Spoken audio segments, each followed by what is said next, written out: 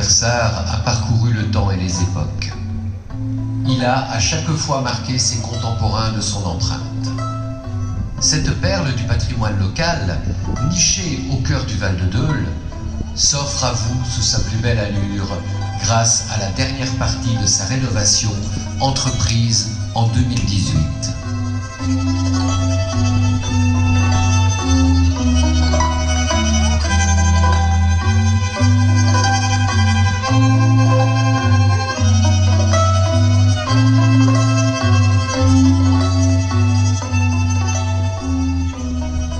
Quelle est donc l'histoire de ce monument ? Qui étaient ses habitants ? Et quels sont les événements qui s'y sont produits ? La découverte de son histoire se lie à celle de ses occupants, leurs aventures, leurs passions et leur influence dans la ville.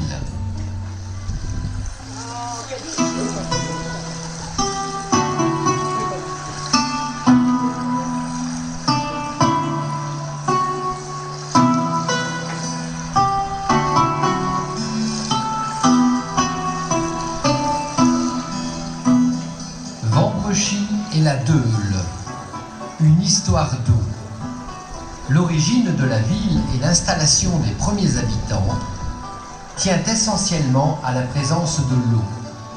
D'une allure naturellement sinueuse, la Deuil a été canalisée et aménagée grâce à la comtesse Jeanne de Flandre.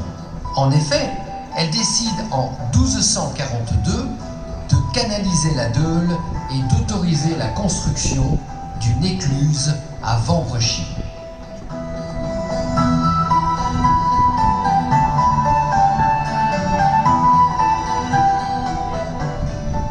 Le commerce et les échanges sont ainsi facilités.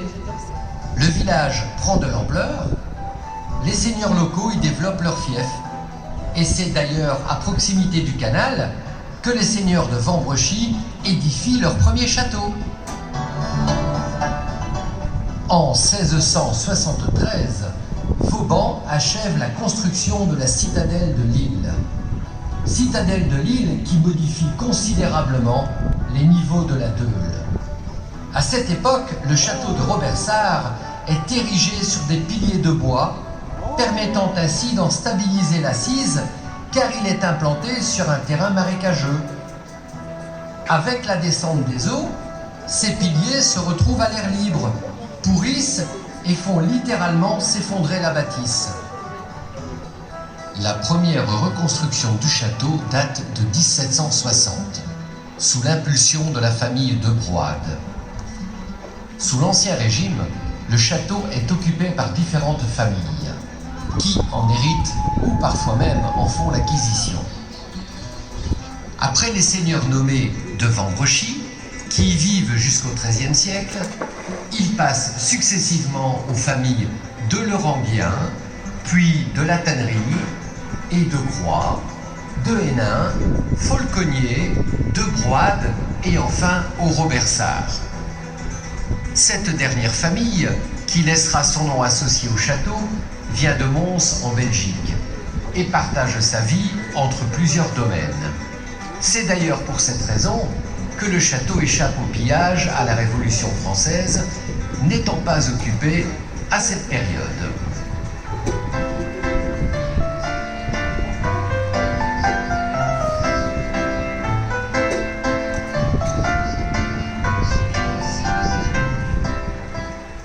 À la mort de Simon Robert de Robert Sarre en 1810, le château est mis en vente.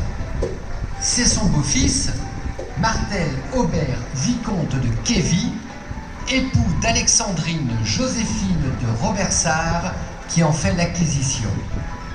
Derrière ce nom se cache une illustre personnalité. Martel Aubert a marqué la ville de Vambrechy à jamais. Résidant au château jusqu'à sa mort, il a occupé la fonction de maire pendant plus de 39 années. Le vicomte Aubert réaménage complètement le centre-ville, décide de construire une nouvelle église et déménage le cimetière. Il crée une nouvelle mairie et son beffroi, mais aussi un des premiers hospices du Nord.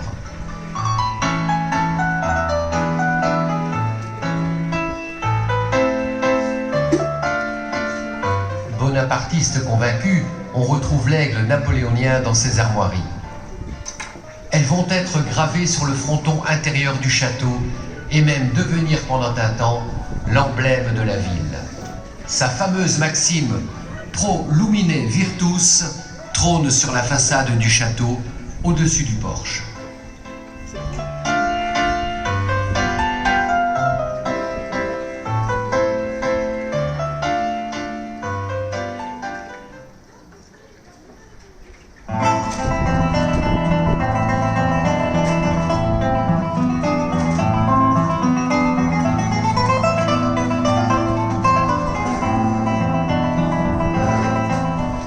Restée sans héritier, c'est la nièce du vicomte, Juliette de Robersart, qui hérite du château. Cette femme pieuse, voyageuse en Méditerranée et au Moyen-Orient, et amatrice de salons intellectuels du XIXe siècle, n'aime pas le château.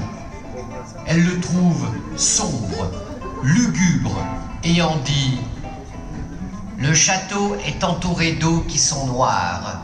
La cour est fermée par une lourde porte qui semble nous séparer du monde entier. Tout est triste à mourir et on n'entend aucun bruit. »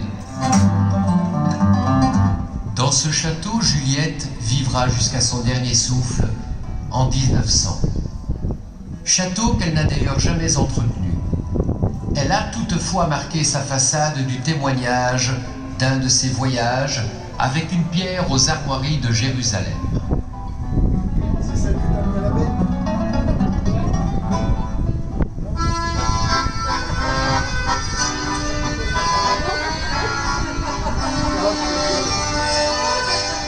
Quand au bout de 8 jours, leur peau terminée, on va reprendre les tranchées. Notre place est si utile que sans nous on prend la pile. Mais c'est bien fini, on en a assez, personne ne veut plus marcher. Et le cœur bien gros, comme dans un sanglot, on dit adieu au ciblot. Même sans tambour, même sans trompette, on s'en va là-haut en baissant la tête. Après sa dernière châtelaine, Robersart passe brièvement aux mains de ses héritiers, les de Robiano, pour être finalement géré par le notaire Narcisse Valois. Il en fait une brasserie, puis une blanchisserie, avant de le céder au diocèse en 1912. Il devient alors le lieu d'une école libre accueillant 168 garçons et un patronage. Sous les 2 guerres mondiales, Vambrechy est situé près du front et la ville est occupée. Le château reste indemne de toute destruction, ce qui ne sera pas le cas du pont, comme de la flèche de l'église sous la Seconde Guerre. Une flèche, elle est squette. Que nous entendons s'entraîner. Soudain dans la nuit et dans le silence, on voit quelqu'un qui s'avance. Robersart sert alors d'hôpital militaire, successivement aux armées anglaises, puis allemandes. Lors de la dernière guerre, il reste une école primaire sous la 2e, et ce jusqu'en 1962. Chaque année, depuis la fin de la guerre, les écoles libres y organisent d'ailleurs les fameuses fêtes de Robersart, élisant un conte de Robersart en clin d'œil à l'histoire du château.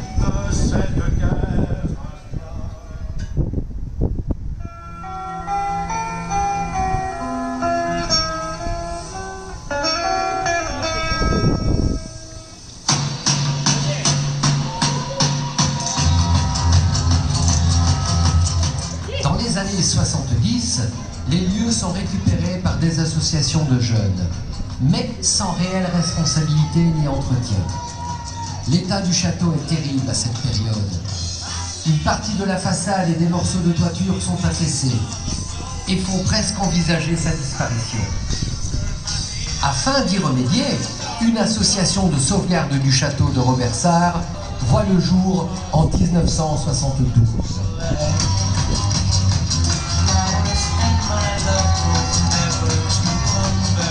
Les jeunes membres réalisent des travaux de réfection et organisent des manifestations pour financer des réparations. Les douves sont notamment recreusées à cette époque.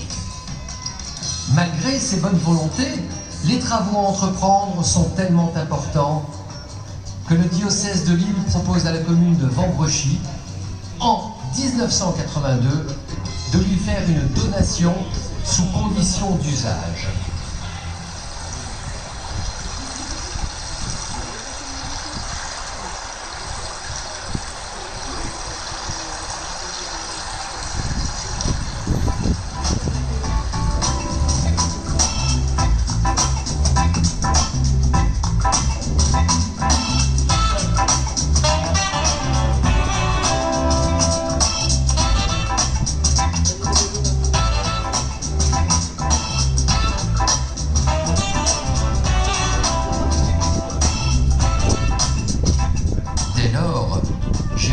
Et son adjoint, Daniel Jansens, souhaitent sauver le château.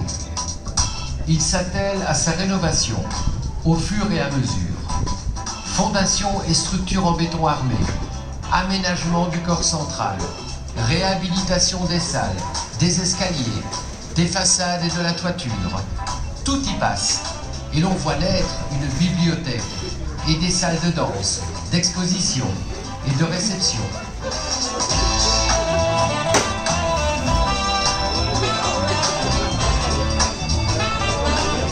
Daniel Jansens, élu maire de la ville en 1994, poursuit la restauration du château de Robersart. Il souhaite l'intégrer en cœur de ville, l'ouvrir et y accueillir l'ensemble de la population, faisant de ce patrimoine un espace attractif et touristique, dans la même dynamique d'aménagement que l'ensemble de la ville.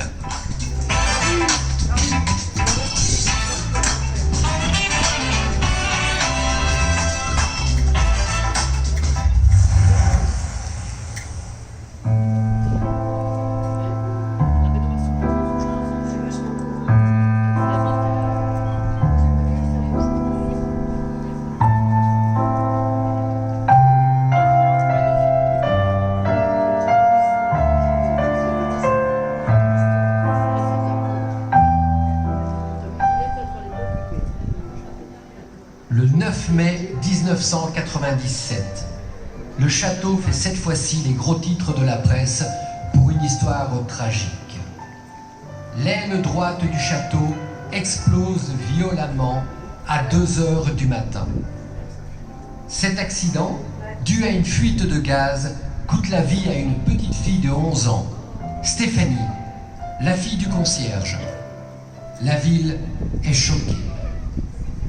Après ce sinistre, une étude est menée en 2000 et le conseil municipal décide alors de créer une extension pour y réaliser les premières crèches municipales de la ville. Crèche municipale nommée les Petits Troubadours.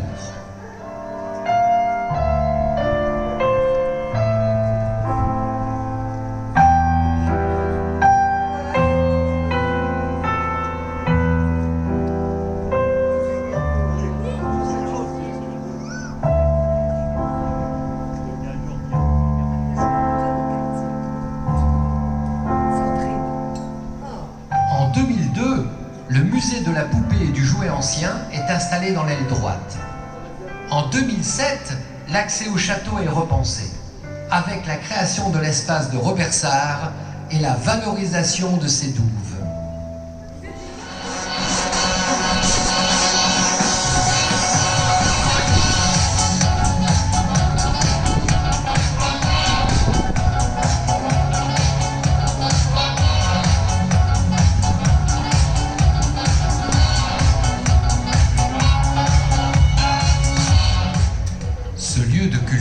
Et de loisirs de proximité, cher à tant de Vambrecitains et métropolitains, subit encore des transformations depuis 2017. avec l'aménagement d'un magnifique parc public. Mais merci. S'ensuit le remplacement des charpentes et toitures, permettant la création d'un nouvel auditorium au sein de l'école de musique municipale. Et enfin, le château est rendu accessible sur l'ensemble du site avec un nouvel ascenseur.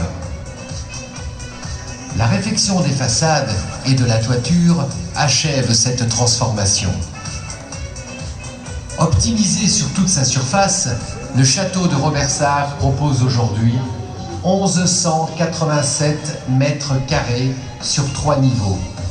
Ajoutez 9 hectares de cadre vert intégrés en plein cœur de ville. Les récents travaux ont rassemblé 16 entreprises et pour les réaliser, la ville a reçu le soutien de l'État, de l'Europe et de la métropole européenne de Lille.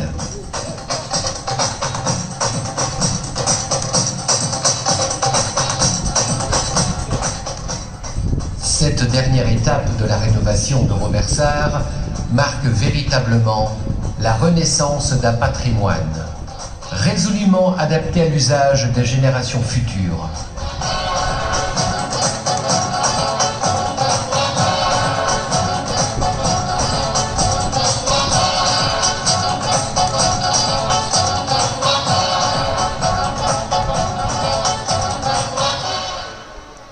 Souhaitons à présent une longue vie au château de Robersart.